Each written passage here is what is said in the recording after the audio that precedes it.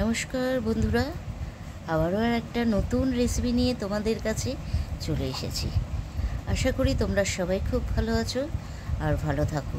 দেখো, একটা নতুন রেসিপি তোমাদের কাছে নিয়ে আসলাম।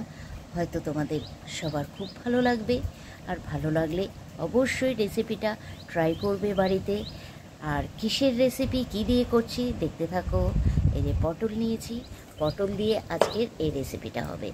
অনেক কটাই পটল নিয়েছি, 9টা মতন পটল আছে। আর রসুন, আমার একটা বড় সাইজের রসুন আমি নিয়েছি, আর একটা পেঁয়াজ নিয়েছি। এরপর আমি পটলটাকে ছুরি দিয়ে দুপাশ কেটে নেব, নিয়ে তারপরে খোসা ছাড়িয়ে নিতে হবে। উপরের খোসাটা যেন একটুও না থাকে, সেটা একদম ভালো করে ঘষে খোসাটাকে পরিষ্কার করে নিতে হবে। একটু যেন খোসা না থেকে থাকে পটলের গায়ে। এইভাবে প্রত্যেকটা পটল আমি খোসা ছাড়িয়ে নেব। আর তারপর কী করছি অবশ্যই তোমরা দেখতে থাকো, আর স্কিপ করো না, কিন্তু পুরো ভিডিওটা সাথে থাকো, ভালো লাগবে। পটলের রেসিপি অনেক ধরনের হয়, এটা একদম অন্য ধরনের ইউনিক রেসিপি। জানি না তোমরা এইভাবে করে খেয়েছো কি না।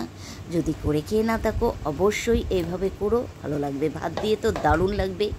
আমি পটলটাকে ভালো করে সুন্দর করে ধুয়ে নিয়েছি, আর এরপর গ্রেটার দিয়ে পটলটাকে গ্রেট করে নিতে হবে। প্রত্যেকটা পটল আমি এইভাবে গ্রেট করে নেব। আর গ্রেট হয়ে যাওয়ার পরে পটলের মধ্যে যে দানাগুলো থাকবে সেগুলি কিন্তু বেছে বেছে ফেলে দিতে হবে, না হলে কিন্তু ভালো লাগবে না খেতে। পটলের দানাগুলো মুখের মধ্যে পড়লে বিচ্ছিরি লাগবে খেতে, একটু শক্ত শক্ত মতন লাগবে। তার জন্য বলছি, পটলের দানাগুলো কিন্তু তোমরা ফেলে দিও, ফেলে দিয়ে করলে সুন্দর হবে খেতে। তো এই পটলের রেসিপিটা যদি তোমরা করে না থাকো অবশ্যই ট্রাই করো একবার, খুব ভালো লাগবে। দারুণ হয়েছিল খেতে। আমি পরে তোমাদের ভয়েস দিচ্ছি, খাওয়ার পরে আমি ভয়েসটা দিচ্ছি, তার জন্য তোমাদের বলতে পারছি। দেখো, পুরো পটল আমার গ্রেট হয়ে গেছে, আর সুন্দর সুন্দর গ্রেট হয়েছে, দারুণ গ্রেট হয়েছে। এবারে কড়াই একটা বসিয়ে দিলাম। কেন এত অন্ধকার লাগছে জানো? লোডশেডিং, এই কারণে। আর এই যে রসুন নিয়েছি, রসুন, পেঁয়াজ আর কাঁচা লঙ্কা আর কালো জিরে। এই কালো জিরেটা আমি তেলে ফোড়ন দেব।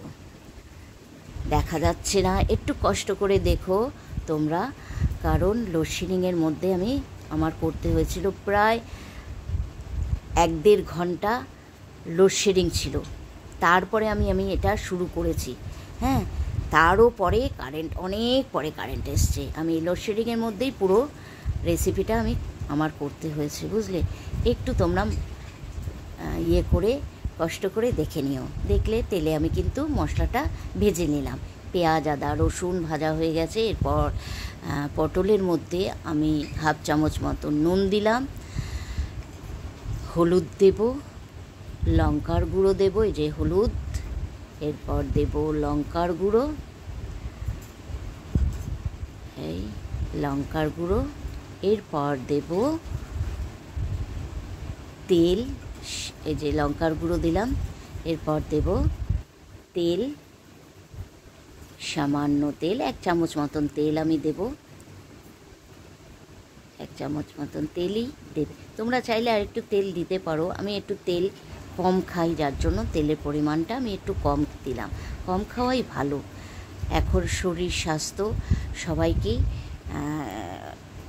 করে সাবধানে রেখে, যেটা খেলে ভালো, শরীরের পক্ষে ভালো হবে, সেই মতন খাওয়াই ভালো।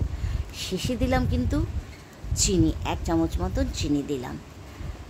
এবারে ভালো করে সুন্দর করে ভালোবাসা দিয়ে এই পটলটা ভেজে নিয়েছি সুন্দর করে। এরপর যে ভেজে রেখেছিলাম আমি শিলনোড়ায় এটাকে বেটে নেব। মশলাটা ভেবেছিলাম পেঁয়াজ করব মিক্সার গ্রাইন্ডারে, কিন্তু এটা আমি শিলে বেটে নিয়েছি। বুঝতেই পারছো কেন শিলে বাটতে হচ্ছে আমার, এর জন্যই আমি শিলে বেটে নিচ্ছি। আর শিলে বাটাতে কিন্তু খুব সুন্দর হয়েছিল বাটাটা। মিক্সিতে বাটলেও বাটাটা ভালোই হতো, মন্ডটা ভালোই হতো, পেঁয়াজ যে বেটে নেওয়া হতো, কিন্তু শিলে দারুণ হয়েছিল বাটাটা। সুন্দর করে শিলে আমি বেটে নিলাম পুরো মশলাটা। তোমরাও কিন্তু শিলে বেটেই করো, শিলে বাটার স্বাদই কিন্তু অন্যরকম। শিলে যে কোনো কিছু শিলে বেটে করলে তার স্বাদটাই অন্যরকম, মানে একদম স্বাদের মাত্রাটাই বাড়িয়ে দেয় শিলে বেটে করলে। তো ভালোই সুন্দর করে শিলে বেটে নিলাম পুরো মশলাটা। এরপর দেখো পুরো বাটা হয়ে গেছে, সুন্দর করে বেটে নিয়েছি। তেল দিয়ে দিলাম কড়াইয়ে, তেলটা গরম হয়ে গেছে। তেলটা মাপ অনুযায়ী দিতে হবে, তোমরা যেরকম মাপের তেল খাবে সেই অনুযায়ী তেলটা দিও।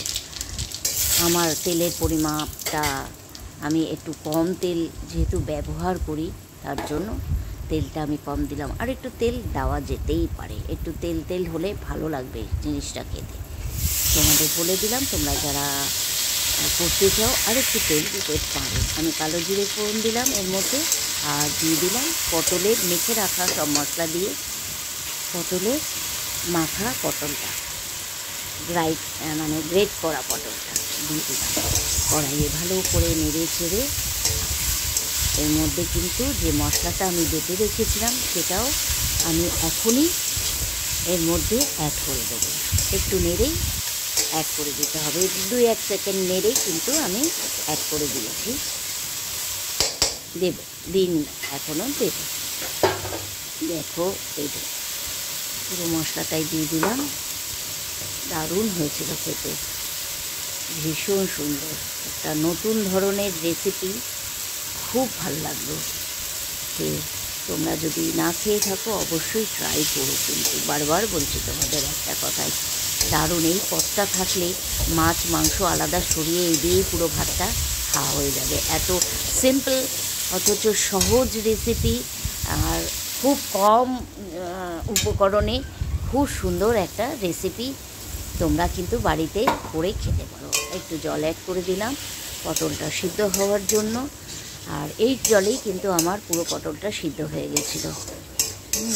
এরপরে আমি ঢেকে দেবো, এর মধ্যে ঢেকে 5 মিনিট মতন আমি ঢেকে রাখবো এটা লো ফ্লেমে। আমি কিন্তু পুরো প্রসেসটা রান্নার লো ফ্লেমেই করেছি, হাই ফ্লেমে করলে হবে না, না হলে ভেতরের জলটা শুকিয়ে যাবে আর পটলটা সিদ্ধ হবে না।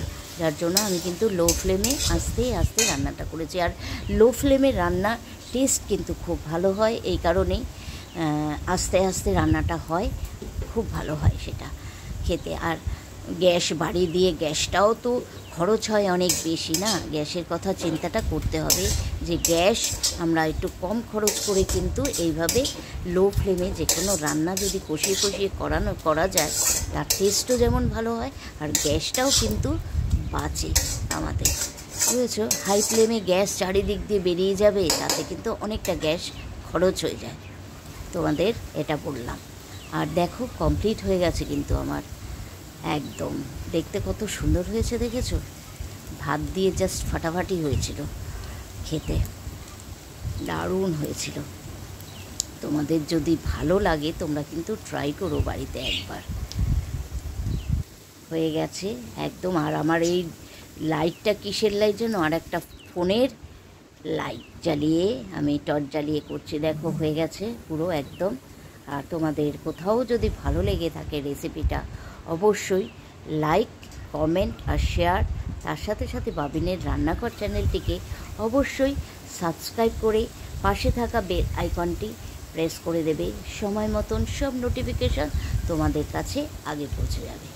চলো তাহলে, তোমরা সবাই খুব ভালো থাকবে, সাবধানে থাকবে। আর কোনো রেসিপি নিয়ে রেসিপি নিয়ে তোমাদের কাছে শিগগিরই চলে আসবো। আজকের মতন টাটা বলবো, সবাই ভালো থাকবে।